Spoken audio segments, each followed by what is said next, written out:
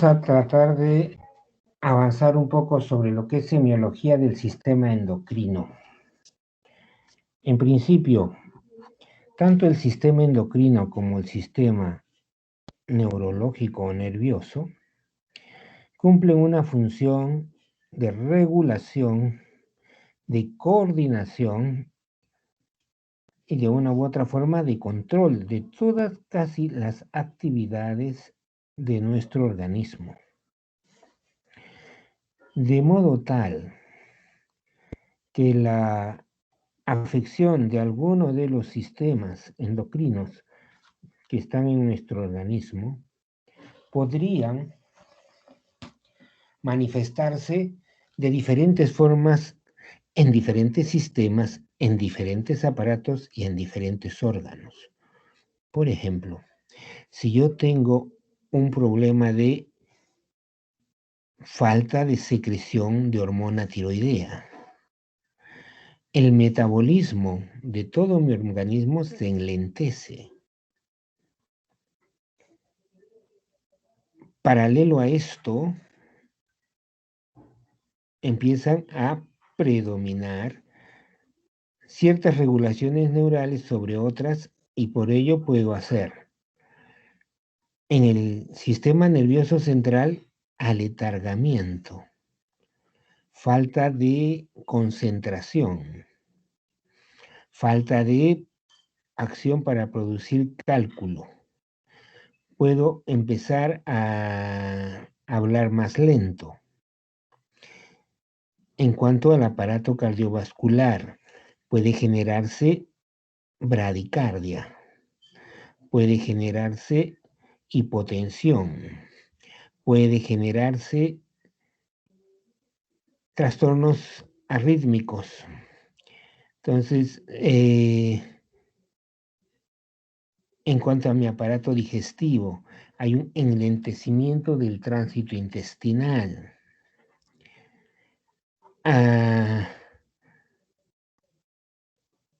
En cuanto al aparato genital, suelen estar haciendo oligomenorreas, hipomenorreas. Es decir, la afección tiroidea va a afectar otra serie de aparatos y órganos y sistemas que son los que van a dar la manifestación clínica. Hay que aprender por ello a reconocerlo. ¿Se puede? Sí.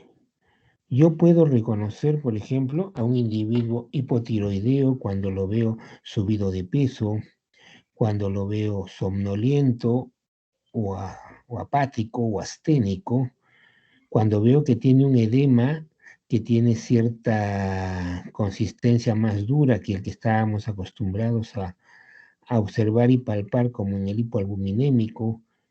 Es decir, sí se puede tratar de ver a una persona y tratar de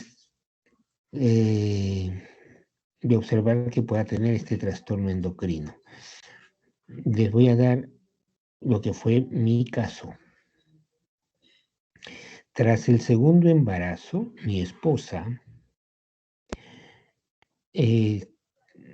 observó algunos cambios. El primer cambio fue un aumento de peso bastante mayor que el que tuvo con su primer embarazo, que fue 2 años antes.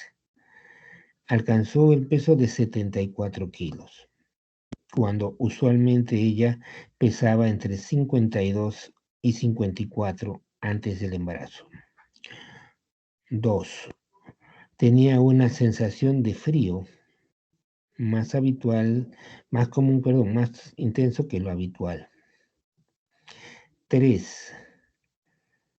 Señalaba molestias en la boca, en la lengua, y tenía mucho sueño y no podía trabajar adecuadamente. Finalmente empezó a tener dificultad para hablar. Y estábamos viendo qué cosa tenía, le sacamos análisis y no había aparentemente nada, pero sí se mantenía con un peso mayor y todos pensamos que era pues algo que había quedado del embarazo. hasta que un colega amigo, unas semanas después de esto, como queriendo conocer a la recién nacida, nos visitó y apenas la vio le dijo, te veo rara, ¿cómo te has subido tanto de peso? Y él dice, no, con el embarazo. No, le dice, yo te veo rara. ¿No tendrás un hipotiroidismo? ¿Qué observaba él? Facies abotagada, observó dificultad para hablar y macroglosia, astenia. Y entonces mi esposa me llama y me dice, ha venido este amigo y me dice que puede ser que tenga hipotiroidismo y yo recién recuerdo que tiene en la rama materna gran cantidad de pacientes tiroideos. Me voy corriendo, les traemos la sangre y medimos T4 y TSH. Y, oh sorpresa, TSH estaba en 100. El valor normal no llega más allá de 6, 8. Y bueno, pues concluimos que tenía un hipotiroidismo. Iniciamos terapia con 100 miligramos de levotiroxina. Plantearon el uso de esteroides, pero no creímos conveniente. No lo hicimos, solamente la levotiroxina. Mucha ingesta de líquido y al cabo de 2 semanas eh, se verificó el bocio, tenía un bocio, tienes ahora un bocio, difuso, pero asimétrico, con mayor crecimiento del lóbulo derecho y con una superficie no regular, sino más bien algo irregular. Los anticuerpos antitiroideos fueron positivos y concluimos que ella padecía de una tiroiditis de Hashimoto. De eso hace 20 años, y son los años que tiene mi hija menor. Se ha venido controlando con relativa eficacia con la levotiroxina. Actualmente toma 125 miligramos de levotiroxina y tiene algunos problemas y trastornos del calcio, pero desarrolla una vida productiva y adecuada. Entonces, veamos el sistema endocrino. Estas son las clásicas glándulas que estudiamos cuando hablamos del sistema endocrino. A la cabeza, como director de orquesta, la hipófisis. En sus dos partes, la adenohipófisis y la neurohipófisis, que como veremos más adelante tienen diferente origen.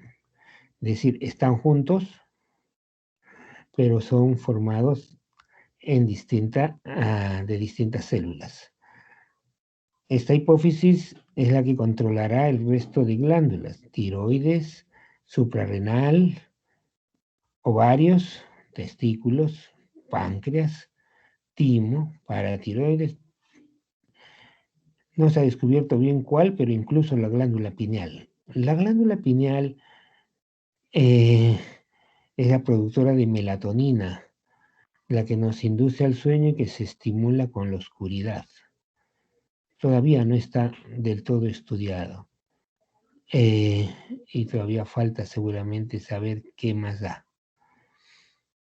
Las paratiroides, que son muy pequeñitas, son 4 glandulitas que están detrás de la tiroides, que tienen que ver mucho con el metabolismo óseo y del calcio.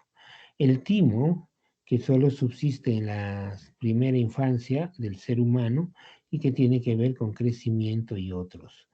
El páncreas, que es probablemente el órgano endocrino más afecto actualmente por esta situación de la diabetes mellitus epidémica.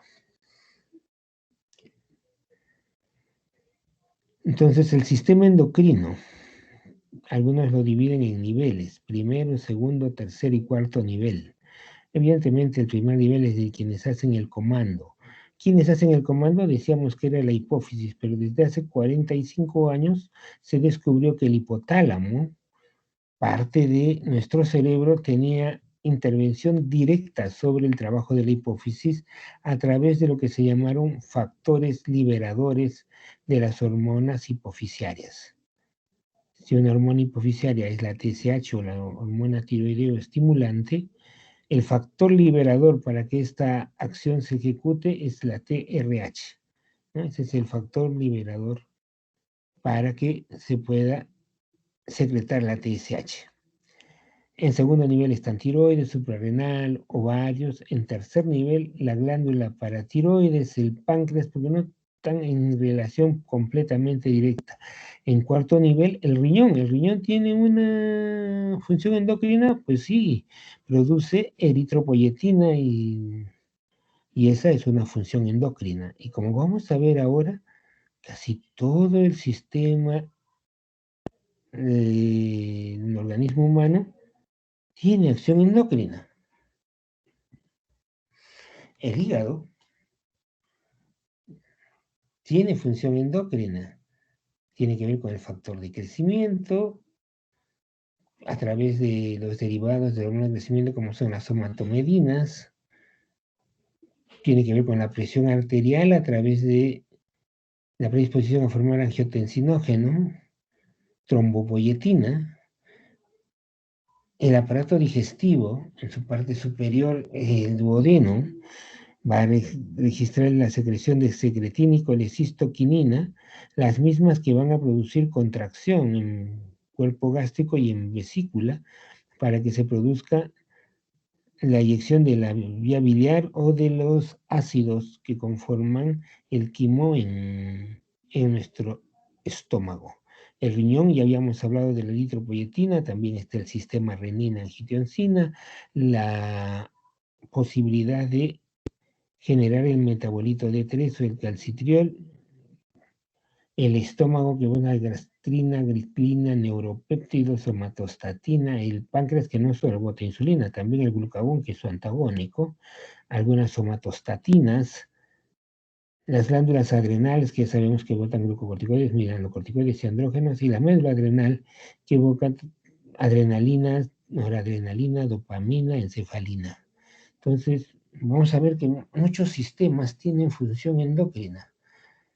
La piel, se ha visto que también tiene función endocrina, el calciferol, el tejido adiposo, y este es un hecho que viene de este siglo, en que se está viendo muchas más actividades endocrinas del tejido adiposo.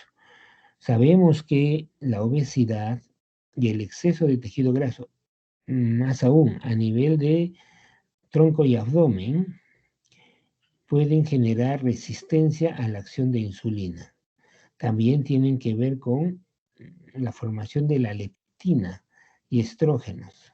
El corazón, que ya sabemos que en su parte de la aurícula, especialmente aurícula derecha, excreta el péptido natriurético auricular. Y también hay otro péptido natriurético a nivel cerebral. En médula ósea, la trombopoyetina. Entonces, el sistema endocrino es amplísimo. Y seguramente con el paso de los años y las investigaciones vamos a seguir encontrando nuevas sustancias y funciones endocrinas de las que ya conocemos.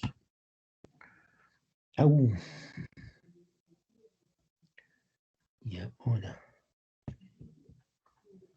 un ratito.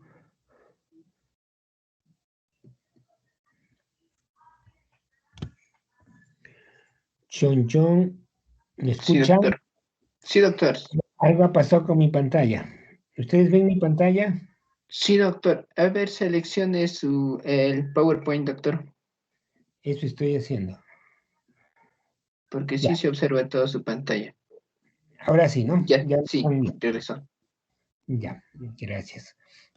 Entonces, las funciones del sistema endocrino son enormes, son más grandes de las que nosotros habíamos pensado antes. Su primera función es la homeostasis. Nuestro sistema endocrino se encarga y contribuye a que existe equilibrio, y el equilibrio mayor es el que se da en el medio interno. A través de dopamina, a través de adrenalina, noradrenalina, está dándonos respuesta inmediata a situaciones de estrés, respuesta a emergencias, respuesta a infecciones, a traumatismos, en fin. Todo esto también depende de nuestro sistema endocrino, sobre el crecimiento y desarrollo que conlleva nuestro organismo, intervienen directamente, ¿no es cierto?, a través de la hormona de crecimiento y sus metabolitos como las somatomedinas. También tienen que ver con la reproducción, elemento importante para cualquier especie animal que quiera mantenerse en este mundo. De las alternativas más grandes que tienen muchas especies para sobrevivir a las condiciones de este mundo está la rápida reproducción. Y esto es una de las ventajas que tiene el virus que actualmente nos ataca, el COVID-19. Su capacidad reproductiva es enorme, intensa, a punto tal que algunos medicamentos se promueven como si fuesen elementos que van a frenar la capacidad reproductiva de este virus, su división. Intervienen directamente en la acción del coito, en la formación de espermatozoides u óvulos, que es la gametogénesis, en la fertilización y en la nutrición del feto y del recién nacido a través de, en nuestro caso, de la secreción láctea en la madre.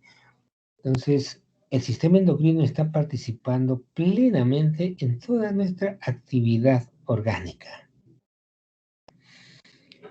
Y como les decía, el año 77, me parece, no recuerdo el nombre, pero hay un gran investigador que describe las primeras hormonas liberadoras del hipotálamo, que son hormonas excitadoras, que van a provocar que la adenohipófisis secrete ACTH, TSH, a través de la TRH, la hormona de crecimiento, y las gonadotrofinas, folículo estimulante y la hormona luteánica.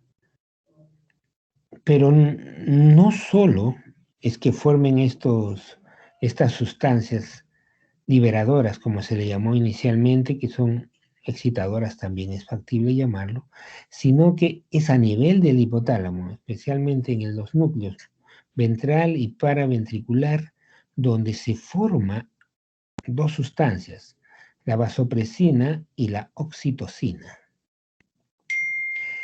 Ambas hormonas van a recorrer a través del sistema porta y van a llevar estas sustancias a la parte posterior de la hipófisis, a la neurohipófisis, o la denominada neurohipófisis.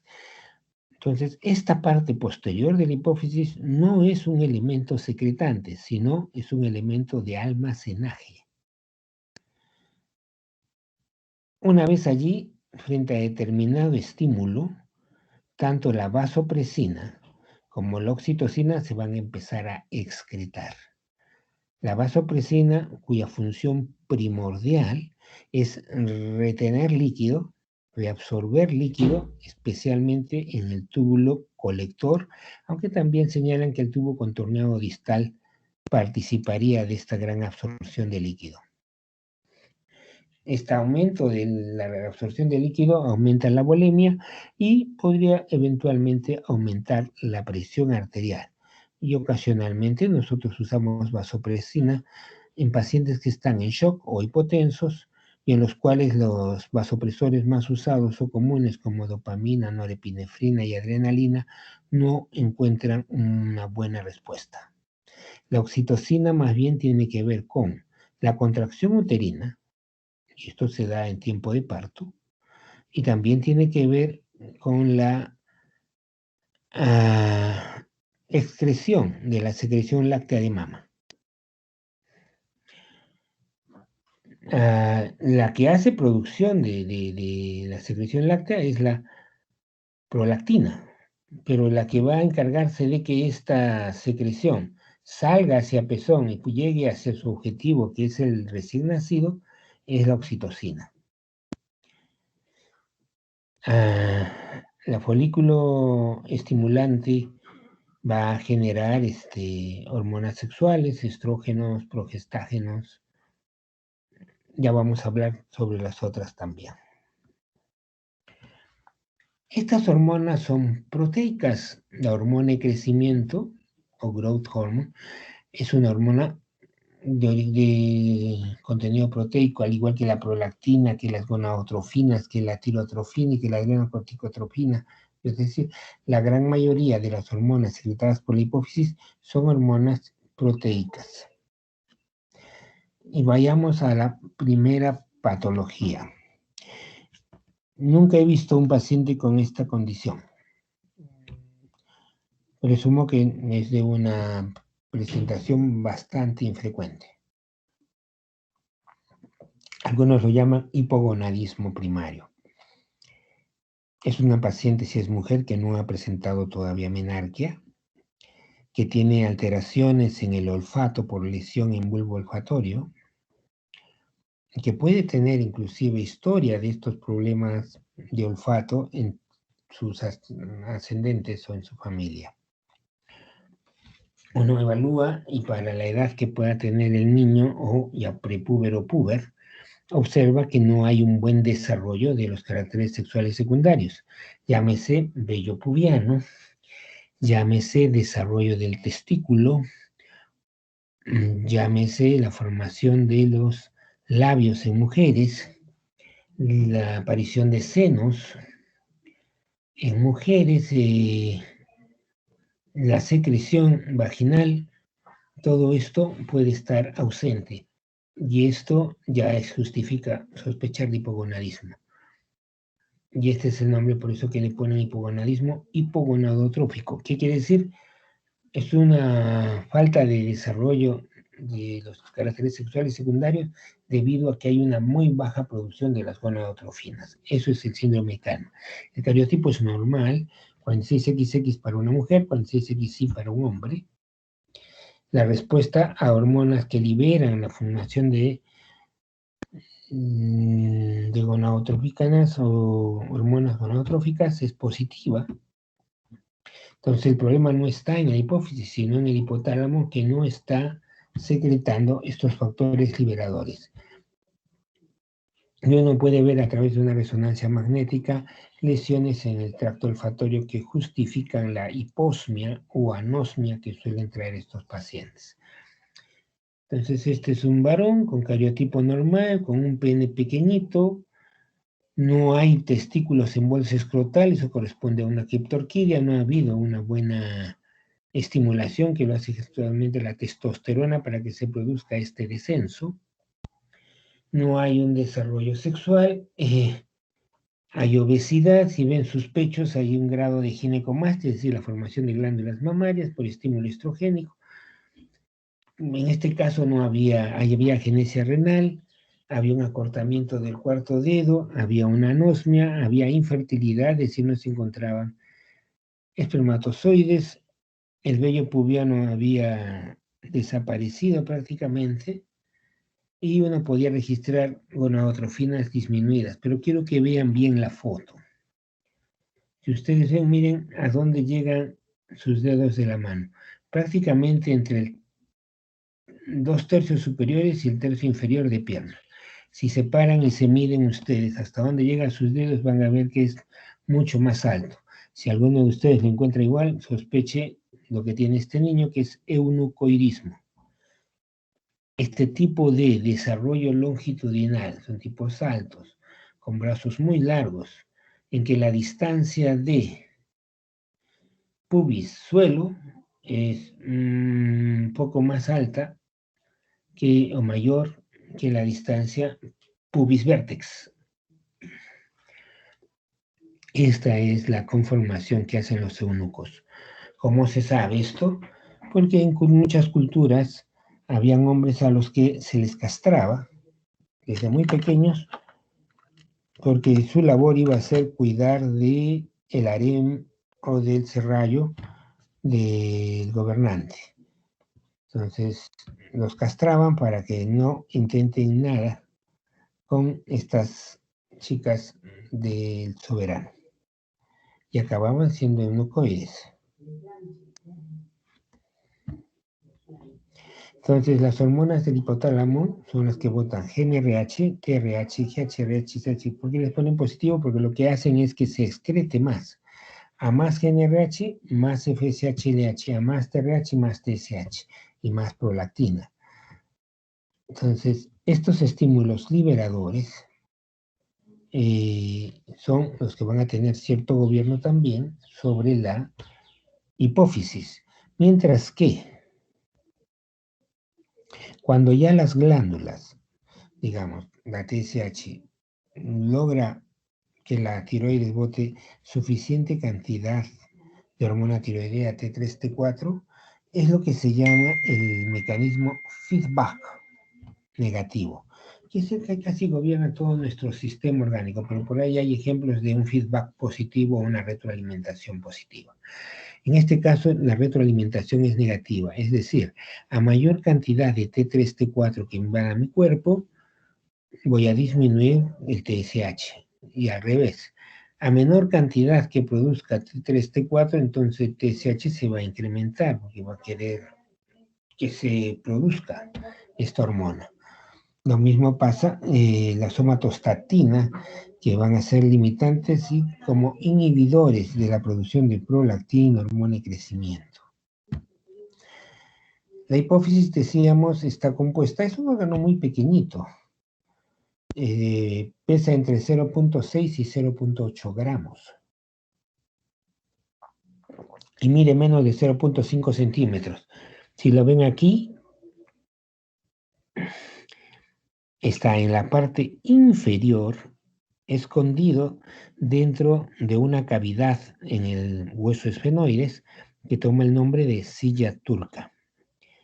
Esta es una ampliación. Aquí está reposando la hipófisis y tiene hasta 3 divisiones. La parte anterior, que es la más voluminosa y que cubre más o menos el 75% del peso de la glándula. Una parte intermedia que casi es rudimentaria, que casi está en declive entre nosotros y que no es otra cosa que la parte posterior de la bolsa Rathke, que en su función embriológica va a formar la adenohipófisis. Mientras que aquí atrás está la neurohipófisis, que tiene otro origen. Habíamos dicho que la adenohipófisis tenía un origen de la faringe, ectodermal, pero de faringe. Mientras que la neurohipófisis viene de la cresta neural y es un gran almacén. La adenohipófisis a su vez también tiene 3 partes. La porción tuberal, que aquí está señalada, que rodea a modo de collar a todo este tallo hipoficiario por donde llegan los vasos, nervios, para que se dé su funcionamiento. La porción intermedia entre los dos lóbulos que no tienen casi función o alteración. Y la porción anterior, que es considerado el lóbulo anterior, ¿no?, de la hipófisis. En la neurohipófisis también podemos distinguir una eminencia media, un tallo infundibular y también otro apófisis infundibular que algunos llaman anestesia. Uy, ¿por qué te vas?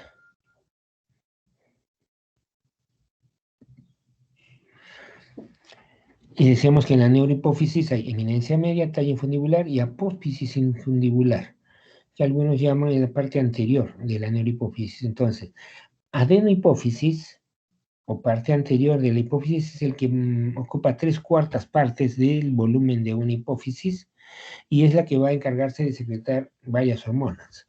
Mientras que la parte posterior o neurohipófisis no es más que una bolsa de almacenamiento de estas 2 hormonas que hemos referido, la oxitocina y la hormona antidiurética.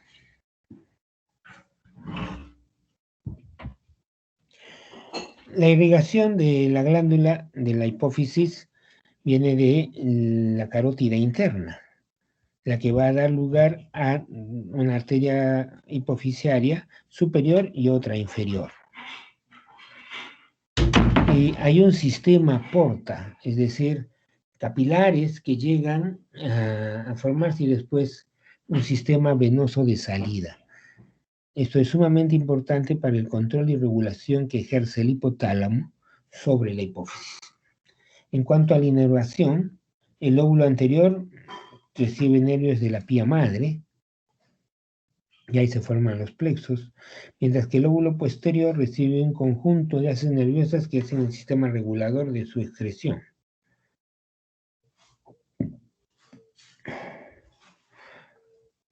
El haz paraventricular proviene de un núcleo paraventral y el supraóptico.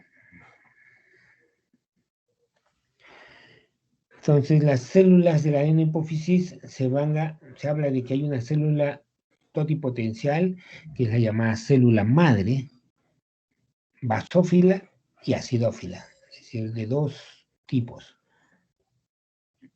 La primera, la acidófila, va a estar viendo con la hormona de crecimiento, con la prolactina y con las gonadotrofinas, mientras que la célula madre basófila va a estar encargado de la secreción de hormona tiroideo estimulante o TSH y la ACTH.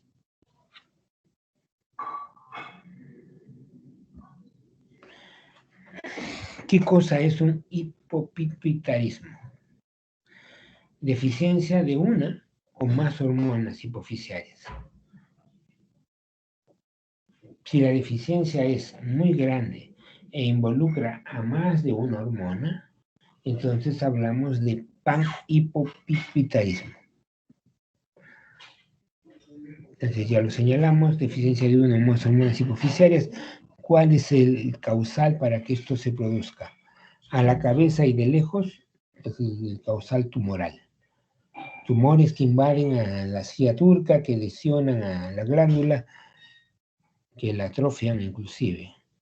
Algunas acciones iatrogénicas que pueden conllevar a esto: enfermedades autoinmunes, trastornos vasculares como una oclusión o deficiencia de llegada de sangre que va a provocar un infarto en esta hipófisis, alteraciones infecciosas, granulomatosas en relación a tuberculosis, que cada vez vemos menos,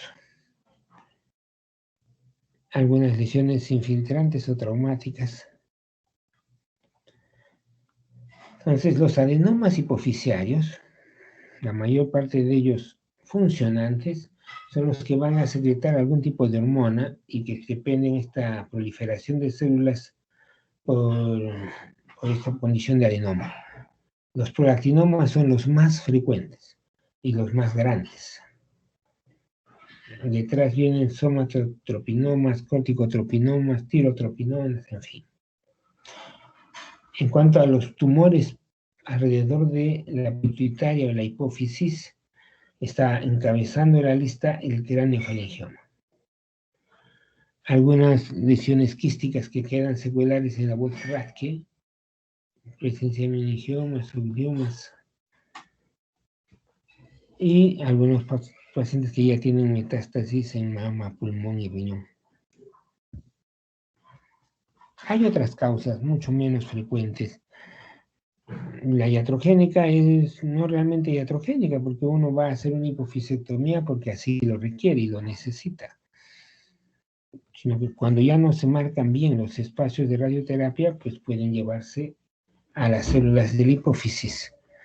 Una afección autoinmune, la afección vascular más común y más frecuente son la apoplejía por un déficit de llegada de sangre o el Sheehan, que vamos a ver más adelante, lo que es este síndrome de Sheehan, propio de las puérperas. Infecciosamente, estas lesiones pueden comportarse como abscesos si se constituyen en un depósito de pus, o también la formación de granulomas, especialmente con tuberculosis. Existen algunas otras entidades autoinmunes que pueden también afectarlas. La granulomatosis de Wegener, que es un tipo de vasculitis de reactividad a una sustancia, ya no me acuerdo cuál. La sarcoidosis, la granulomas urgentes, hemocromatosis. Los traumatismos encefalocraneanos, pero esto no es frecuente, debido a que la hipófisis está sumamente protegida en una cavidad que ha formado el hueso esfenoides y que está en el piso del el cerebro. Entonces, no hubo mucho esta práctica. Congénita, idiopática. Y aquí ven ustedes el craneofaringioma es grande, muy, muy grande, que ya rompió la silla turca y que ya está haciendo efecto de masa hacia algunas estructuras fundamentales para la persona.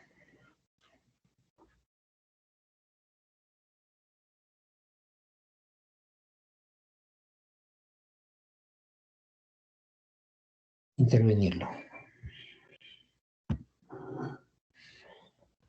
Esto es un craneofaringioma gigante, miren cuánto crece y cuánto desplaza.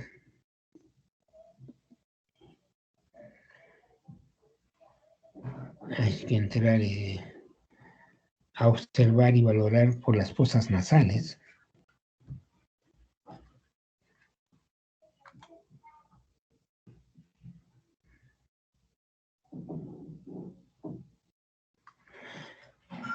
Y esto es otro síndrome, la silla turca vacía. Veamos, la silla turca vacía es cuando tomamos un examen de radiodiagnóstico y encontramos sin contenido a esta cavidad. ¿Qué suele pasar cuando se ve esto? Usualmente hay defectos en unas membranas que sellan esta cavidad. Y al haber un defecto en estas membranas, muchas veces parte del líquido cefalorraquídeo o líquido inflamatorio, si es que hay una inflamación en el área o zona vecina, pues van a estar haciendo un aplastamiento de todo el tejido hipofisiario y esto nos puede llevar a un hipopituitarismo o incluso hasta un panhipopituitarismo.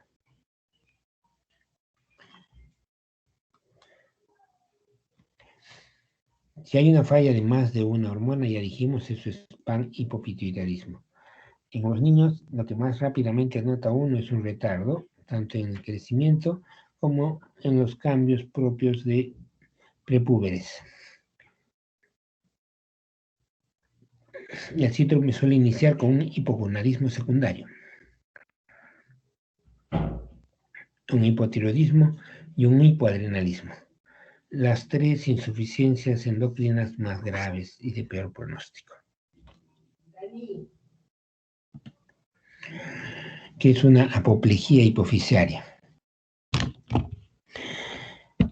Es una manifestación usualmente grave del desarrollo de un tumor hipofisiario que en su crecimiento va a conllevar a compresión. Entonces, y se van a generar por ello infartos tumorales con hemorragia, con necrosis, con edema. La paciente va a referir cefalea, vómitos, que pueden ser incluso de tipo explosivo, alteraciones visuales y eventualmente coma.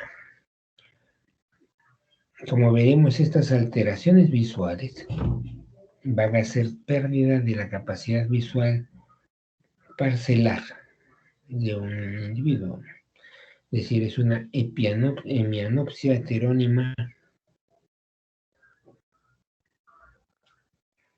la frecuencia hasta un 10% de macrotumores hipofisiarios no tratados pueden llevar a una apoplejía sintomática. ¿Qué cosa es un SHIHA? Es una necrosis de la parte anterior de la hipófisis. ¿Por qué se da esto? En toda mujer gestante empieza a haber un crecimiento importante de la glándula hipofisiaria, a expensas de la proliferación de células productoras de prolactina. En la mujer gestante, la hipófisis puede incluso duplicar su volumen y su peso. Y esto hace que requiera mucho más irrigación, mucho más volumen. Si tenemos una mujer que durante el parto, por alguna razón, distocia u otro, no se trata a tiempo y acaba siendo hipotensión o shock, entonces lo primero que se va a afectar en este tipo de personas es el bebé.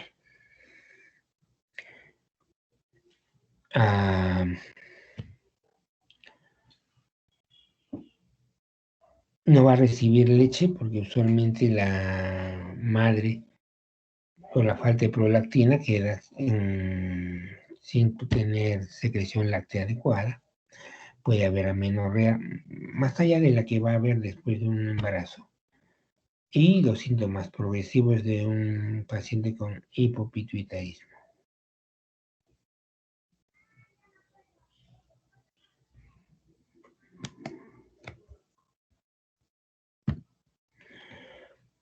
Síndrome de Sjögren relacionado al parto, está emergiendo la cabeza del bebé. Hay que tratar por ello, primero, de hacer un adecuado control prenatal.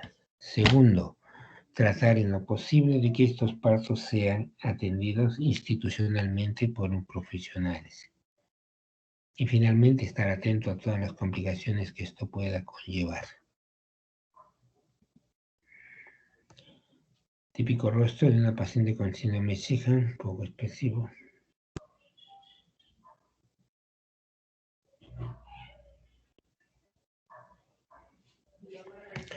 Muy bien. El déficit de hormona de crecimiento en los niños va a producir un retraso en el crecimiento, una tendencia a la talla baja y un incremento de depósitos de grasa o tejido adiposo. En los adultos esto se mantiene una adiposidad central, quiere decir esto reducido a tronco y aparte más proximal de extremidades. Hay una masa magra disminuida, porque todo se pierde expensa de músculo. Hay una capacidad física también afecta y hay un aumento en el riesgo cardiovascular. Cuando hay déficit de gonadotropinas, lo que se manifiesta es en la zona de pubertad o prepubertad, empieza a retrasarse y no observarse los cambios usuales en sus genitales externos.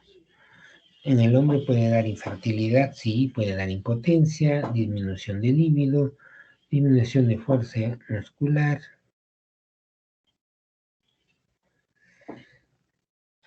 incremento de arrugas, atrofia testicular o criptorquidia, como vimos en el otro ejemplo. En mujeres hay amenorrea, oligomenorrea, anovulación, osteoporosis y pérdida de vello. Cuando lo que falla es la hormona estimulante, también va a haber un retardo de crecimiento. En adultos, lo que ya les estaba señalando, ¿no? Tolerancia al frío, fatiga, piel seca, subida de peso y hiperreflexia. El déficit de ACTH nos va a llevar más bien a otro tipo de manifestaciones que pueden poner en mucho más peligro la vida del individuo. En la forma aguda nos va a dar debilidad, astenia, dolores, náuseas, vómitos con frecuencia y pueden llegar a un shock por una hipovolemia. No suelen observar hiperpigmentación ni tampoco hipercalemia. En los pacientes con insuficiencia renal crónica, igualmente hay todo lo que se ha señalado antes.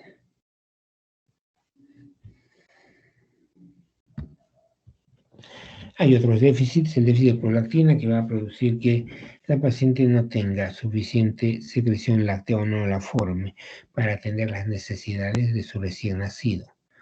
El déficit de vasopresina, o sea, la falta de llegada de vasopresina, va a condicionar, en principio,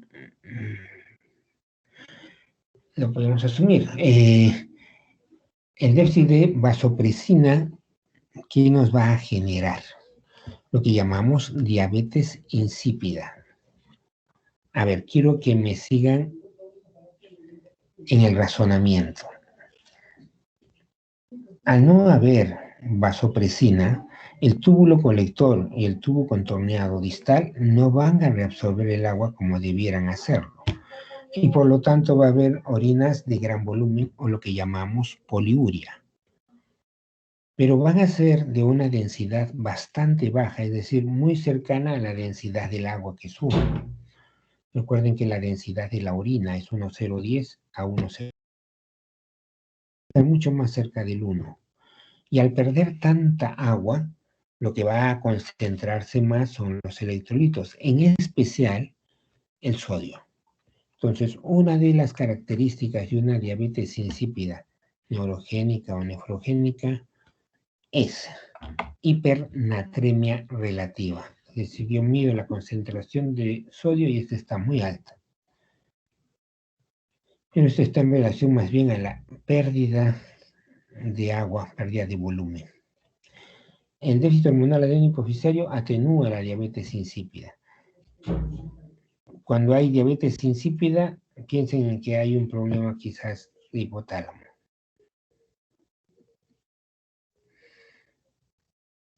Ya hemos visto un ejemplo de paciente con panhipopituitarismo.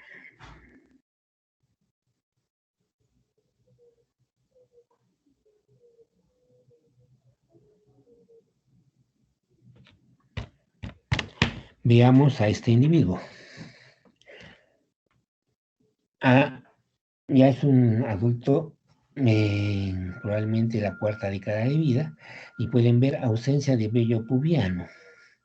Normalmente el varón tiene la distribución del vello pubiano romboidal, es decir, el vello pubiano viene hacia acá y después acá hay una línea alba que se llena de vellos y los vellos que están acá pueden dar lugar aquí a la presencia de vello. En este caso todo el vello se ha caído. Hay una ausencia de vello corporal. Inclusive si abren las axilas podremos ver de que no hay oxilar. Aquí hay un estado de hiperpigmentación que bien podría estar en relación a un problema de piel que se llama acantosis nigricans. El paciente podría mostrar manifestaciones del hipotiroidismo, piel seca, media amarillenta.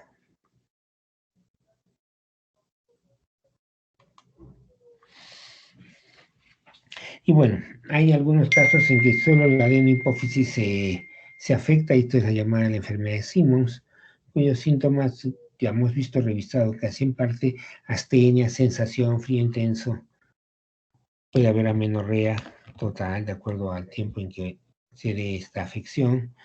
El paciente está adelgazado, disminuye la pigmentación de piel que tenía antes, la palidez se hace más seria, la presión arterial es normal o baja, el pulso es normal o bajo. Se puede observar, y esto es muy importante, la caída del tercio distal de la ceja. Esta es una conducta que se observa en los pacientes en forma relativamente temprana.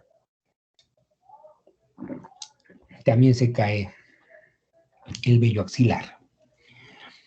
En cuello podemos ver una glándula tiroides atrófica por la falta de llegada del TSH. En tórax las glándulas mamarias pueden ser normales, pero por ahí podría generarse alguna ginecomastia, que no es otra cosa que la formación de tejido glandular secretante. La despigmentación de los pezones, de las areolas, y una condición atrófica de genitales externos. Si esto se da en infancia, se va a generar enanismo. Si se da en personas mayores, ya vimos que también podría, entre la carencia de GH, de hormona de crecimiento, limitar, llevar a hipoglicemia y otros. Pero no acromegalia, esto es un error. El enanismo hipofisiario es un enanismo peculiar. Por ahí leí que existen hasta 46 causas de enanismo, pero que evidentemente las dos principales son el enanismo por afección tiroidea y el enanismo por afección hipofisiaria. Va a haber una hipotrofia muscular, puede estar ausente los macizos faciales y maxilares. A mi grupo de práctica le contaba un caso que se dio hace unos 27 años, aquí en Huancayo, nacimiento, embarazo múltiple, una parejita de recién nacidos, varón y mujer.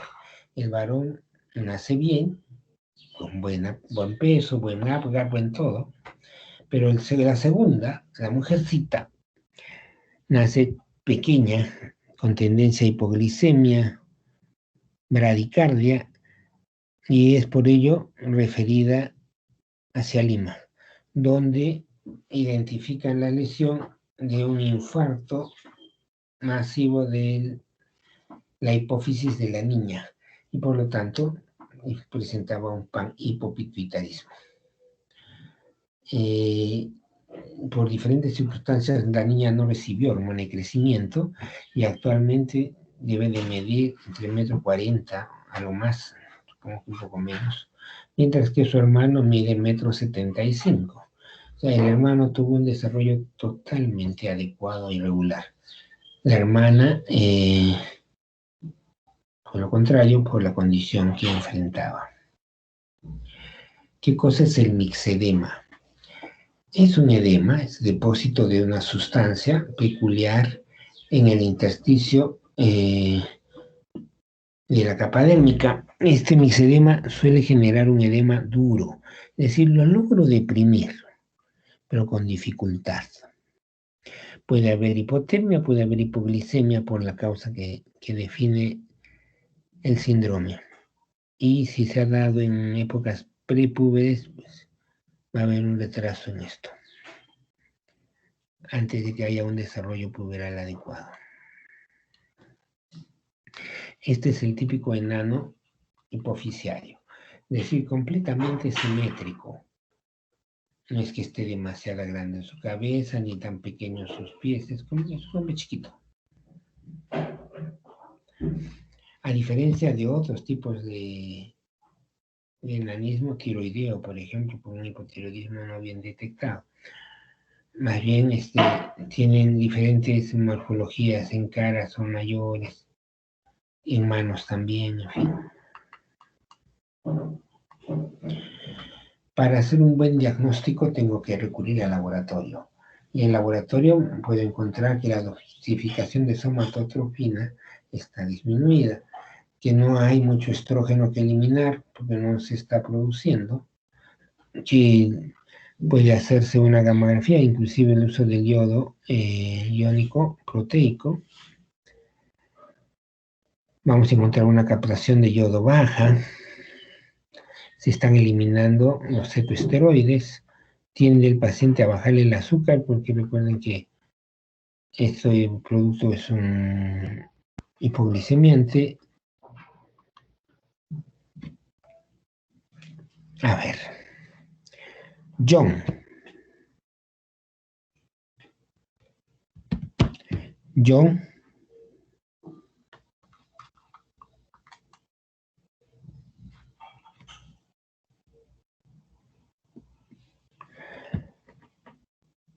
¿Me escuchas, John? Ronnie, ¿tú estás? John se fue. Sí, doctor. Okay. Ella estaba pensando que estaba hablando solo. Me está volviendo loco yo acá. No, doctor. Ok. ¿Tú te acuerdas, Ronnie, de este señor? ¿Llegaste a tener noticias de él?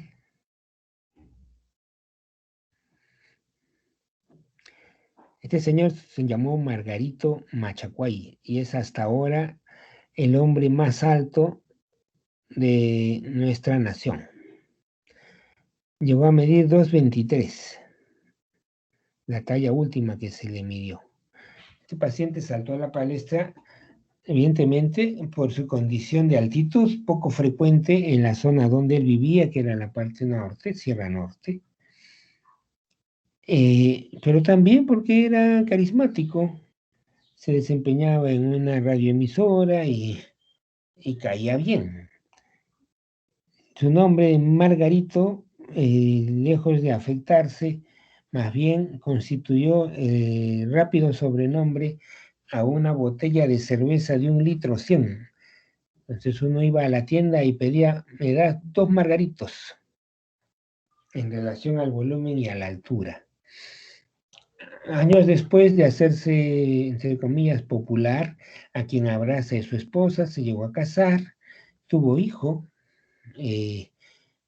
Siempre tendremos la posibilidad de que esto no sea real por las afecciones que generaba este cuadro, pero él seguía quejando cefalea y, lo que es peor, seguía creciendo. Y entonces, evaluación conjunta por médicos en e-salud determinó que había que entrar a operarlo para retirarle el tumor o el adenoma que tenía en la hipófisis, que ya la había destruido casi en una parte y que provocaba pues unos altos niveles de la hormona de crecimiento.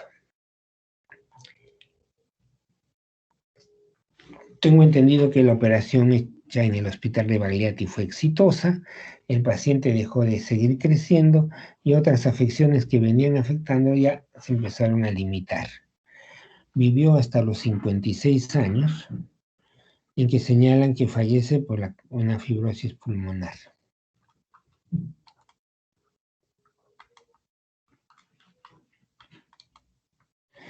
Bueno, la hormona de crecimiento tiene un receptor, y es un receptor específico para esta hormona, para que pueda ejecutar las acciones que debe ejecutar. Esta es más o menos la tipología de un paciente acromegálico. Como van a ver ustedes, los pies y las manos aumentan el volumen notablemente. Desde luego también aumenta notablemente el volumen de los huesos y músculos en cara. Ven ustedes que hay un agrandamiento hasta de la silla turca.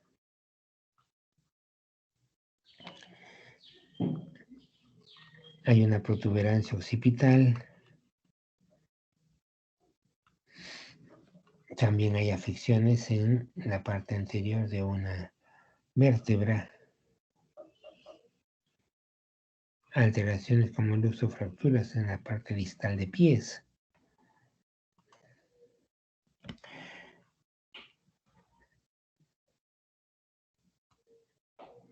Ornella, ¿sabes quién es este señor?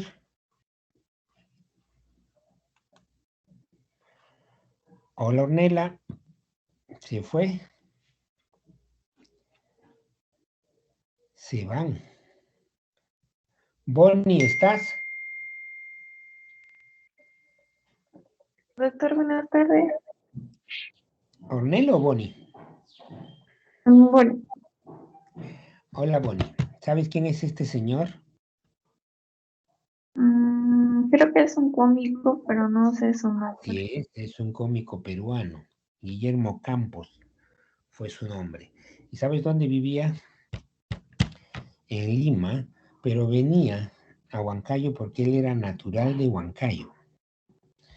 Alguna vez nos visitó en el hospital para que le hicieran algunas evaluaciones y ahí lo pudimos conocer. Tenía una faceta que yo no sabía hasta esa vez, que era cantante de boleros. Y se le presentaba como el feo que canta lindo. Se hizo reconocido cuando en una película que hizo Tulio Loza llamada Alpa Jalpa, él hacía de matón del hacendado y su nombre en la película, o el sobrenombre en la película, era Satanás. Y mostraba pues una crueldad extrema con los campesinos. Él sufrió de acromegalia.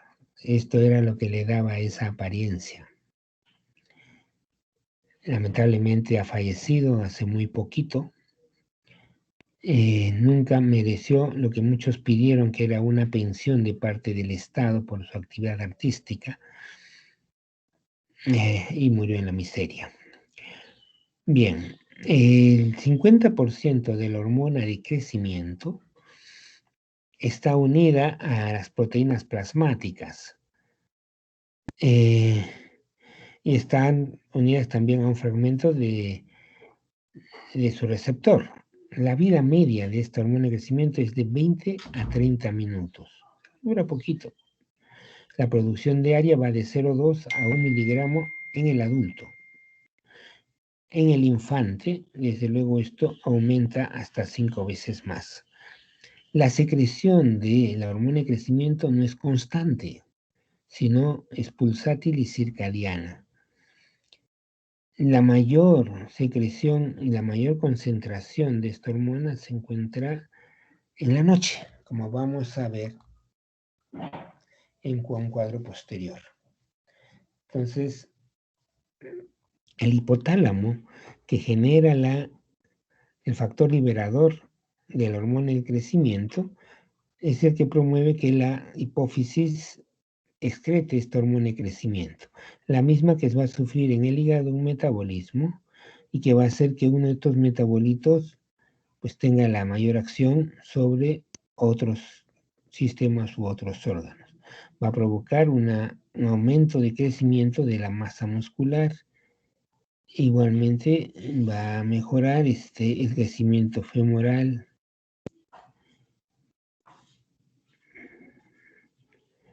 Pero bueno,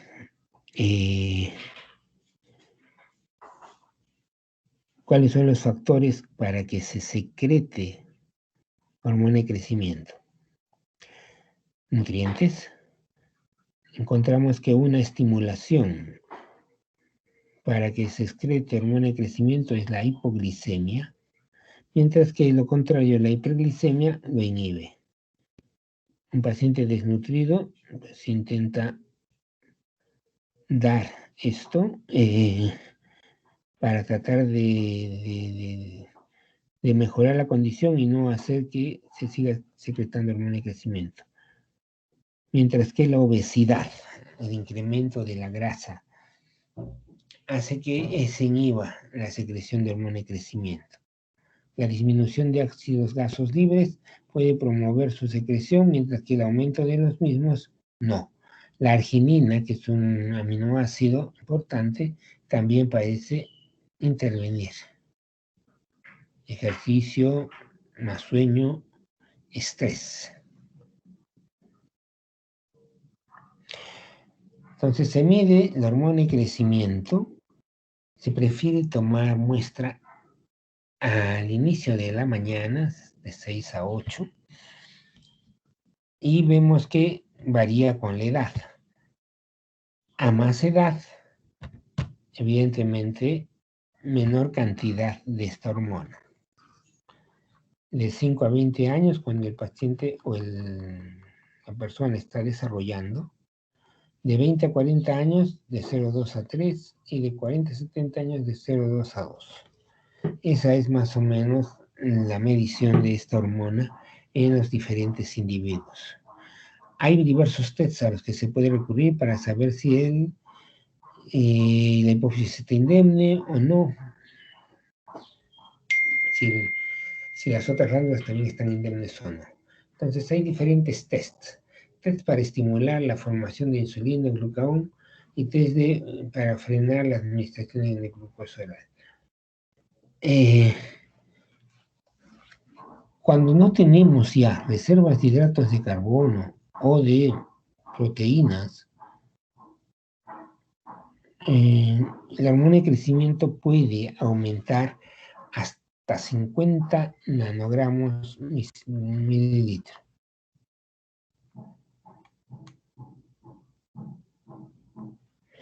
Y esto es lo que le decía. Esto es un registro de cómo es la excreción de la hormona de crecimiento, que usualmente es pulsátil. Pero fíjense ustedes que a partir de las 9 de la noche esto empieza a subir. Entonces hay primero una secreción por pulsos y segundo hay mucho más disposición de la hormona durante la noche. Cuadro clínico de acromegalia, ya vimos el crecimiento de óseo de manos, de pies. Denme un minuto.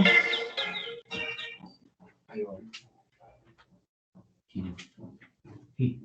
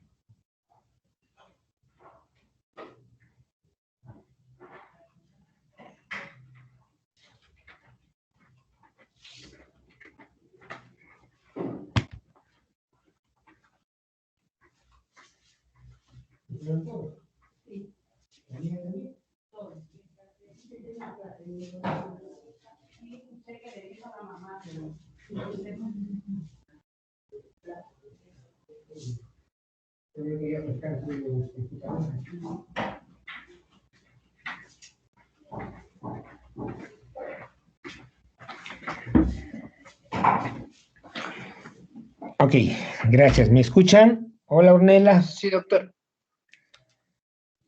¿Volvió Ornella? No vuelve, ¿no? No, creo que no, doctor. Ah, se van todos. Ok. Señalábamos, repitiendo, cuáles son las manifestaciones de la acromegalia, de aquella que vimos en Guillermo Campos, en Margarito Machacuay, pues ensanchamiento de manos y pies. Las extremidades acras son las que más se incrementan. El 100% de pacientes tiene esto. Hay un crecimiento de partes blandas también, hay visceromegalia. Una hiperhidrosis, fatiga, cansancio. Evidentemente un aumento de volumen y un aumento de peso.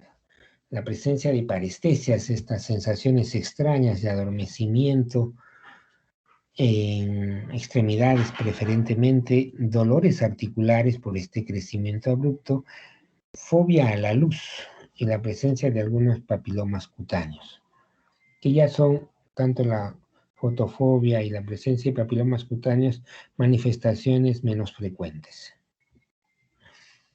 Esta es una alteración en piel, especialmente que se busca en nuca y que se denomina acantosis nigricans. Hiperpigmentación de piel y la presencia de especie de zonas de arruga son las que caracterizan estas acantosis nigricans. También puede haber, en caso de mujeres, hirsutismo, que no es otra cosa que incremento de la pilosidad. ¡Uy! Incremento de la pilosidad o su distribución como la de el varón, ¿no es cierto? Seguramente ustedes en alguna forma han escuchado lo de las mujeres barbudas. Pues bueno, ya cuando una mujer es barbuda ya sabemos que tiene hirsutismo. Uno puede notar aparición de el bozo o bigote en pacientes menopáusicas también. Pueden tener bocio, es decir, incremento de volumen de la glándula tiroides. Pueden tener y tienen de hecho hipertensión arterial por el incremento de esta CTH, dilatación visceral, cardiomegalia, hepatomegalia, esplenomegalia y una hipercalciuria que puede llevar a una litiasis renal. Facies típica del acromegálico con prominencia de esta curvatura frontal y mentón.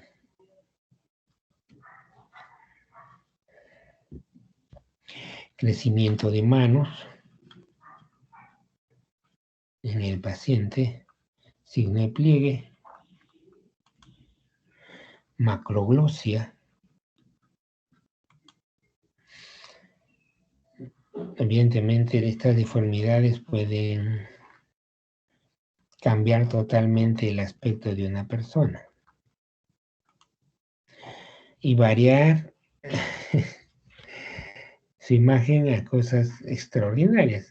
9 años, una niña angelical de la zona europea este, 16 años sigue siendo tal, a los 33 ya la enfermedad ha cursado en relación a un adenoma productor de hormona de crecimiento hipofisiario, y a los 52 años ya pues crecimiento en manos es notable, y de esta niña bella a ella hay gran diferencia.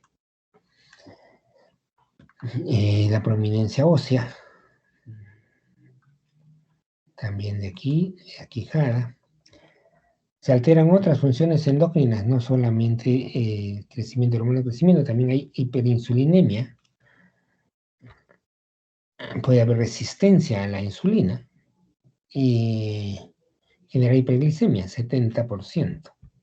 una intolerancia a los carbohidratos, 50%, trastornos en la mujer de la menstruación con oligomenorrea, 60%, disminución de la libido o del impulso sexual, casi 50%, un hipotiroidismo que puede acompañar esto, 13%, y una galactorrea.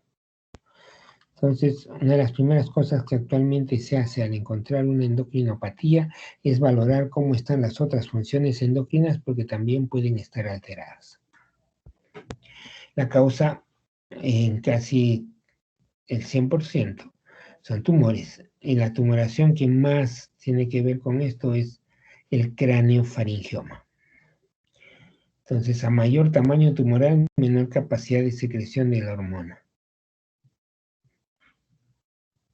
Las manifestaciones típicas: cefalea, incremento en el volumen de la silla turca hasta que es sobrepasado, y una alteración del campo visual a través de la compresión de lo que va delante de la hipófisis o delante de la silla turca, que es el quiasma óptico.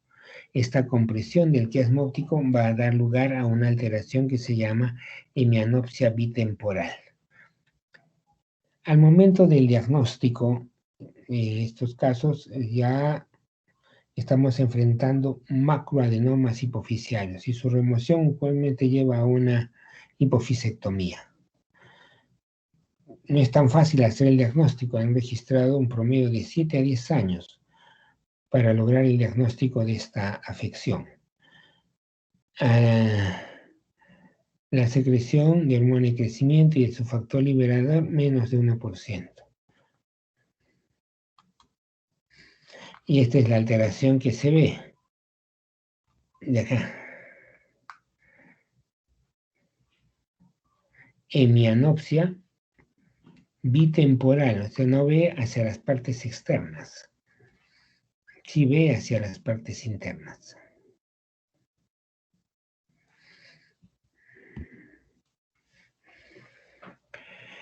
En laboratorio podemos encontrar algunas pruebas no específicas, como incremento de fosfatos, de calcio, la hiperglicemia, porque recuerden ustedes que la hormona de crecimiento es un hiperglicemiante, enzimas hepáticas alteradas.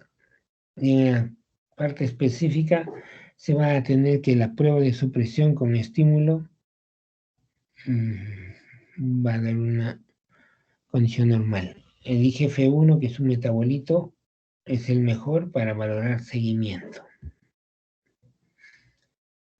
Pues bien, después de haber visto a estos gigantes ficticios, vayamos a un problema que suele involucrar mucho y ser motivo de consulta frecuente a los endocrinólogos: la talla baja.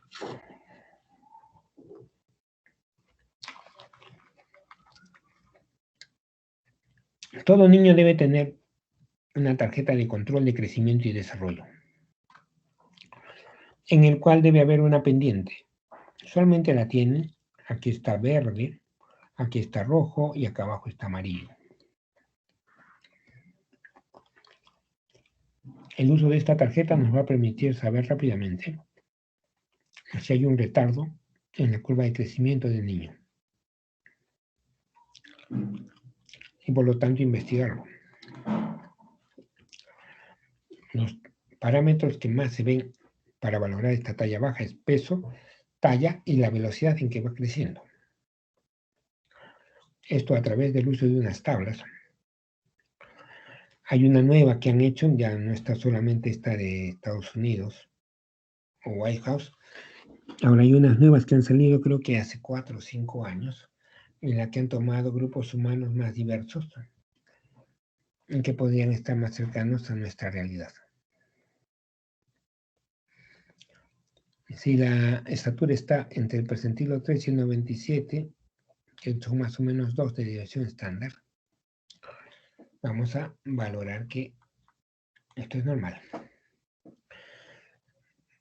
Hasta 3 años medimos la longitud corporal total. Después de ello, ya los medimos con tallímetro o estadiómetro.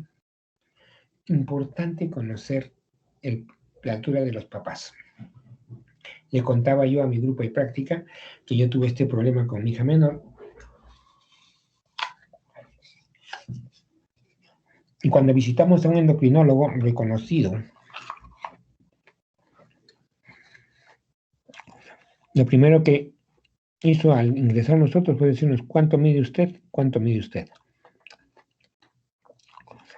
Y decirle a mi esposa, ¿cuánto quiere que mida su hija? Si usted quería que sea alto sus hijos, tenía que haber pensado en otra pareja más alta.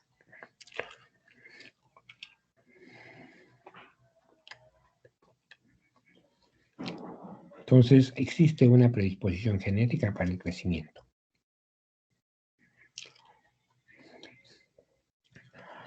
Y hay algunas fórmulas que intentan valorar cuál es la expectativa de acuerdo a la talla de los padres de un niño o de una niña. Todos estos pacientes deben ser valorados y evaluados con exámenes radiológicos de muñeca para, de acuerdo a ello, hacer una evaluación de cuál está, cómo están sus centros de crecimiento, sus cartílagos de crecimiento, si todavía tienen espacio para incrementarse, y cuál es la edad ósea. Hay un sinnúmero de causantes de talla baja. Evidentemente, entre nosotros prima la desnutrición.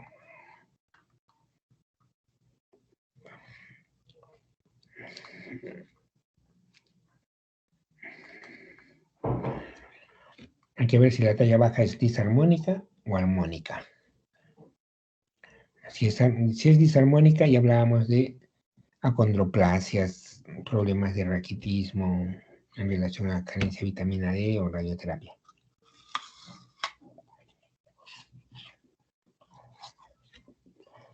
Si es armónica o regular, hay que ver si es prenatal, es decir, nació con menos de 2,500 y menos de 45 centímetros, y hay que buscar alteraciones cromosomales. O si es postnatal, a la cabeza, en nuestro medio, malnutrición.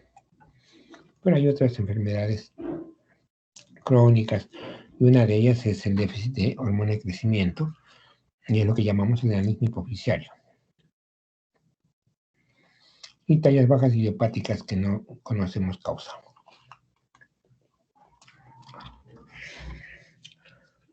Pues bien, vayamos a la posthipófisis.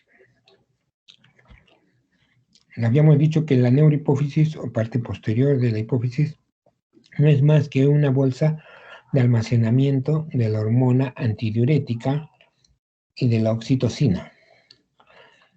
La vasopresina o hormona antidiurética es la que ya establecimos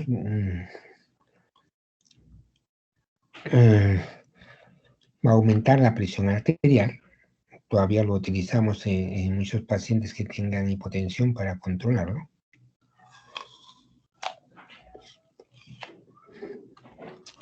Mientras que la oxitocina va a generar una mejor contracción uterina y también una mejor actividad intestinal.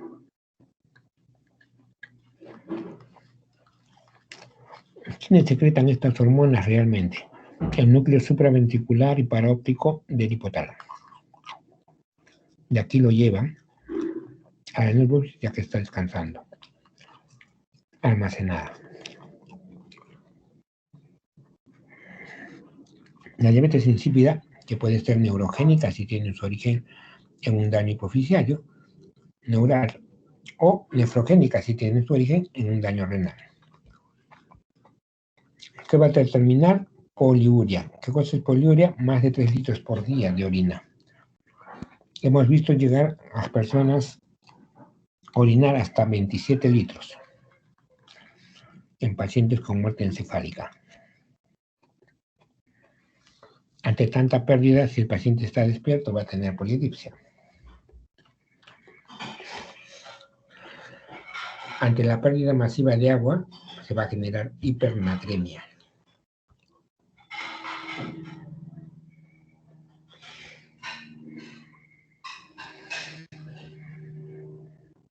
Tenemos que valorar la orina, hacer unas pruebas de supresión de agua para ver si es una diabetes insípida real, y una radiografía de cráneo que pueda revelarnos algunas lesiones que pudiesen estar condicionando esta manifestación de diabetes insípida.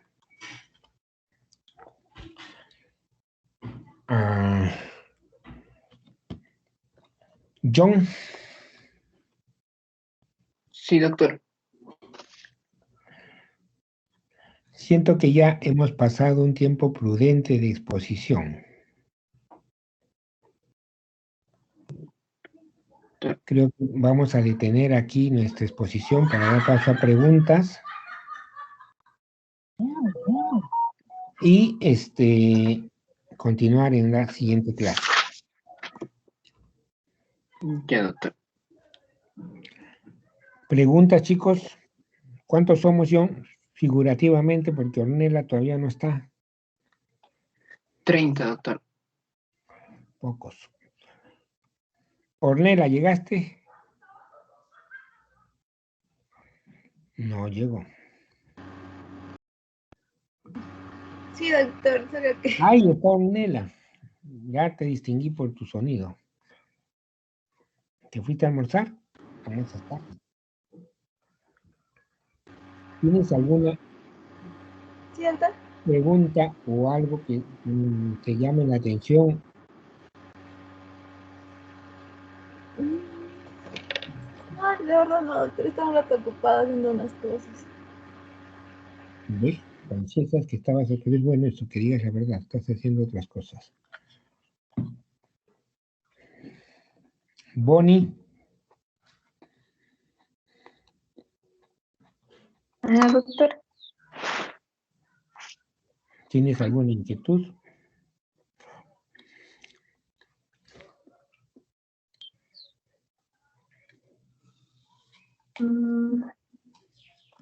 Voy a formularlo, doctor.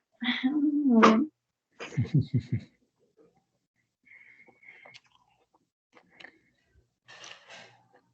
John, Sí, doctor. ¿juegas fútbol? Sí, doctor. ¿Qué jugador admiras? Lionel Messi. Ajá. ¿Qué problema crees que haya tenido él? Él tuvo un problema hormonal con la GH, doctor. ¿Qué hubo? ¿Qué sabes? No se secretaba en la cantidad apropiada para que pueda generar su crecimiento. ¿Y cómo creció? Mide 1,68 m. Por lo que tengo conocimiento, Barcelona le pagó su tratamiento hormonal por medio de inyecciones, creo, doctor. La hormona de crecimiento es cara. Aún ahora.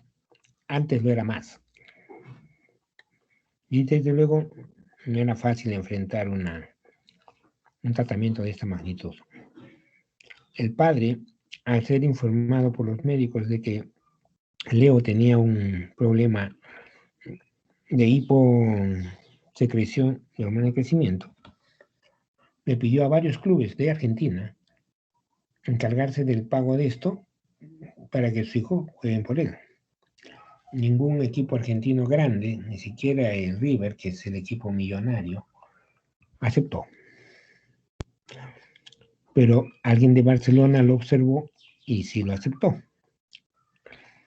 Lo llevaron a prueba a España y después de observarlo jugar, el club decidió darle el soporte y el tratamiento. Por eso es que Messi nunca jugó profesionalmente en Argentina. Y fue la mejor inversión que haya hecho Barcelona porque esa inversión le ha revertido muchísimo dinero, no solo dinero, a margen de triunfos, copas y otros. La adquisición de Messi fue la más afortunada que haya hecho el Barcelona en toda su historia. Aunque parece que ahora ya se va.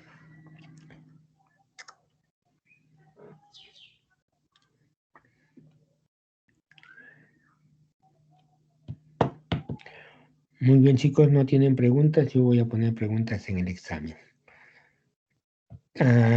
nos podemos encontrar el